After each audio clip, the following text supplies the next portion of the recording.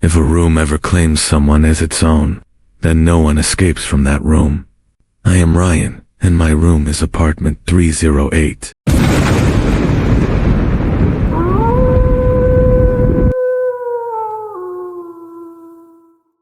My name is Ryan. Due to work obligations, I lived in that old building, the Sycamore, on the outskirts of the city, originally built decades ago for the working class and ordinary people.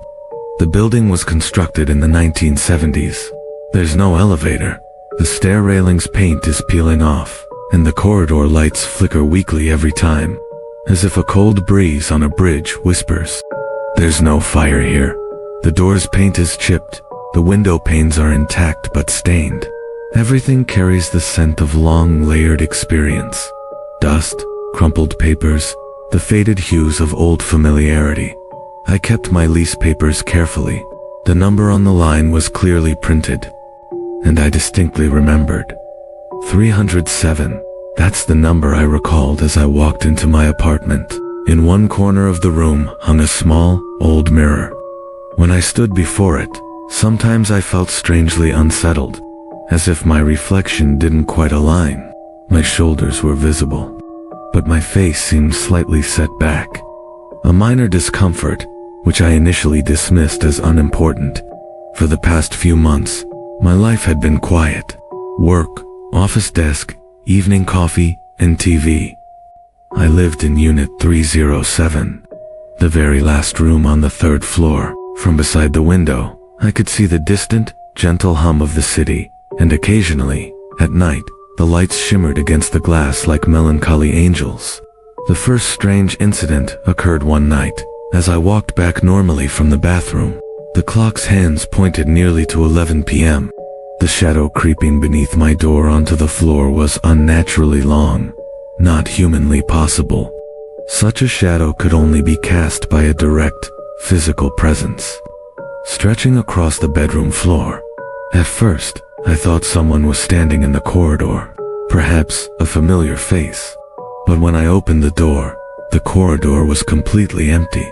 Only the flickering light and the distant mechanical hum of some appliance. The corridor carried a slow, stale scent, a mixture of rotting carpet and night's ash.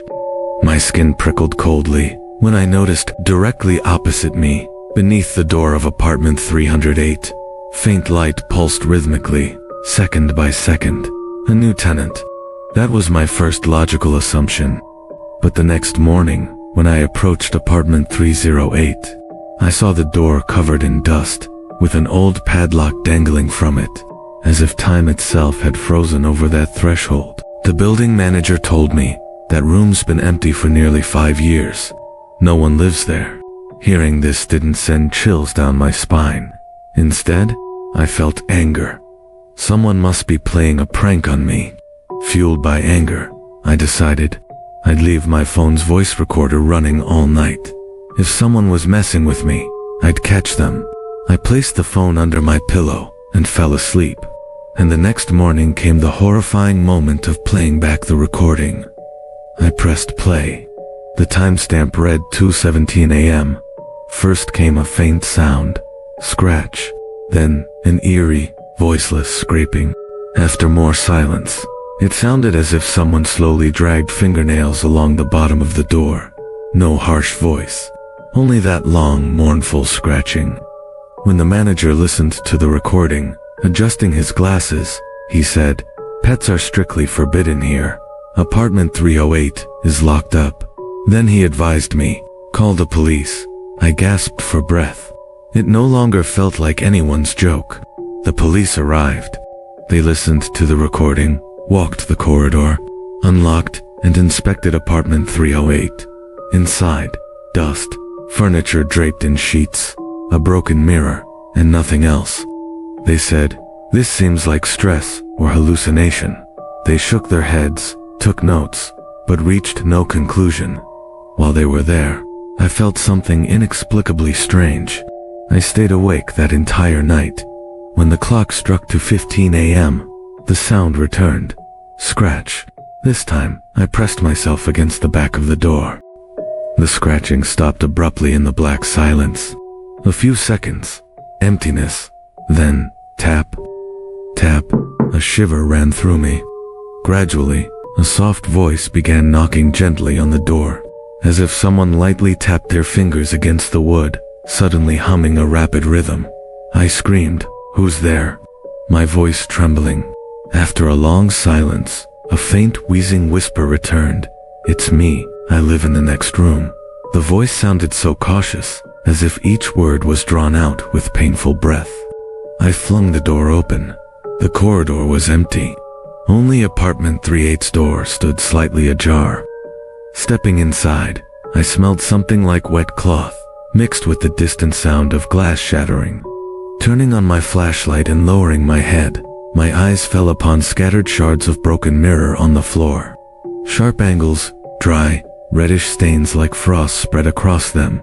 Then, a voice from behind me, calm, yet vivid. "Why? Did you come into my room?" Thinking it was a trick, I spun around. No one was there. Then, the door slammed shut by itself. I reached out to open it, but realized it was locked from the inside. I struggled harder, but the lock refused to yield. I screamed, "Who are you?" My voice choked with tears and fear. The only reply, "I'm the one who died here, but you're still alive. So now, you must take my place." Suddenly, cold, a hand, like ice, it clamped tightly around my throat. Breath stopped. Blackness flooded my vision. Everything melted away. I felt this was the end. I closed my eyes, begging for release. But then I woke up. My room, morning. Sunlight gently filtering through the window. Soft morning light. The clock read 7 a.m. I breathed with chest pain. There wasn't much time.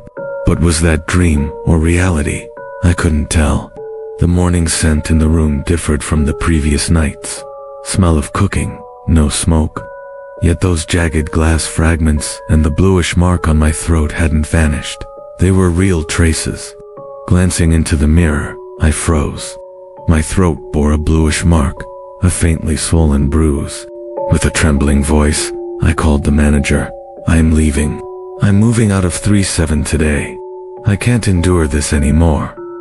The manager replied, "You're leaving? But why? And what did you say? You're leaving 307, Mr. Ryan? Your lease clearly states you're the tenant of apartment 308. Those words froze me solid.